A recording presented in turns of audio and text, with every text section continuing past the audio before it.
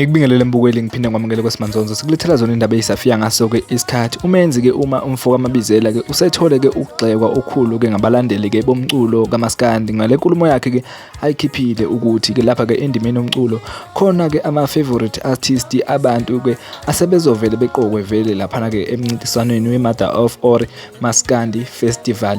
Lokhu ke kugxekwa ngempela ke yena ke umenzi ngendaba ke ayikhulumile noma ke ngenkulumo yakhe ke ayikhulumile mbukeli mangabe ke ubusizile leyo nkulumo ke ngabe kuthini ke okwakho okuphawula mayelana ke nalo ke lolo daba lwakhe ke umenzi ke umfoka amabizela uye lapha ke ezo comment section sizwe uvo lakho umbukeli ukuthi ke ngabe ke wena ke uthini ngokwakho ke ukucabanga siyabonga.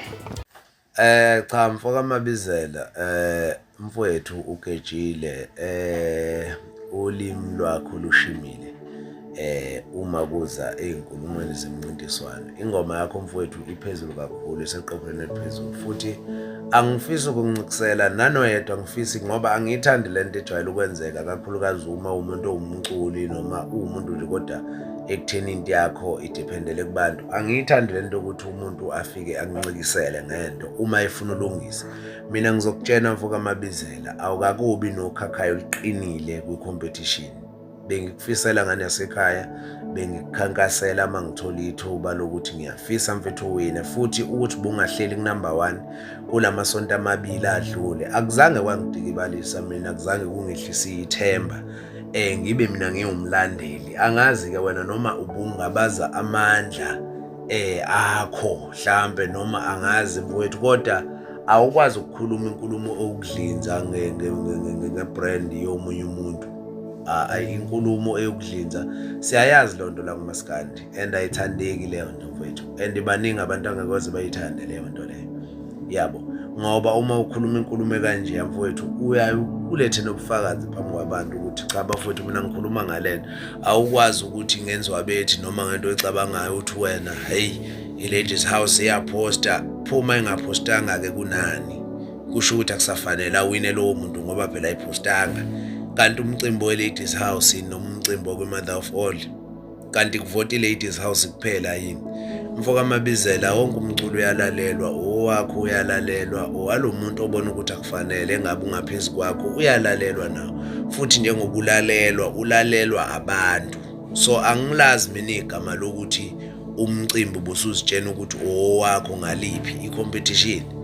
Kuyaqhudelwana la mfoka amabizela sikukhonzile kuMaskandi mfowethu usenzela into enhle usenzela into enhle kakhulu uyabo kodwa ke kuzofa sikutshene mfowethu kwi-competition kuyaliwa ngane yasekhaya isemncintisaneni la awukwazi ukuthi uya kumncintiswano wena uzibone njenge-favorite ukuthi no mina kumele ngiwine. Ithina mfowethu kufanele sikubone masihluleka sikhuphula amandla. So asikwazi ukuthi wena mawubona ukuthi cha engathi eyakhe isalela ngemumva bese ubona ukuthi kunomuntu obevota ngo-R10 obezitshena ukuthi hayi ngoba sibaningi sithanda umenzi awuthi ke ngivote ngo-R10 uyabo hayi lowo muntu uthi mhlawumbe unamandla ka-R10 cha angakwazi mhlawumbe nanokukhipha no-500 kodwa bengakusiboni isidingo sokuthi akhiphe u-500 njengoba isikhathi besisakhona ubese engakwazi lowo muntu ukuthi no azokuthini angiwukhiphe lo-500 uyabo angulikhiphe leli 1000 kusengenzeka noma yini. Siyayazi imncintiswano thina la kuMaskandi mfoka amabizela nanoma ikuphi imqhudelwano ebholeni iseyimotweni isesibhakeleni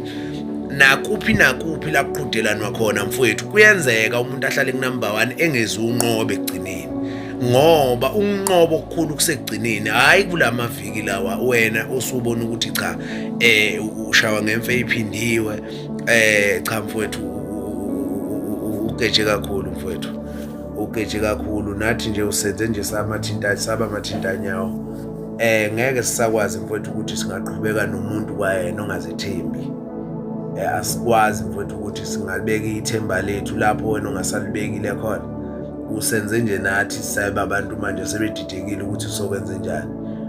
Kubi-ke mfowethu okwenzayo ngoba ayigcini namhlanje kwenzeka lento noma ngathiwa buhlulwa namhlanje kodwa mhlambe bekuyiyona ndlela leyo yokukhalima ukuthi uqine ngakusasa. Sesiyokwethemba kanjani-ke nangakusasa mfowethu?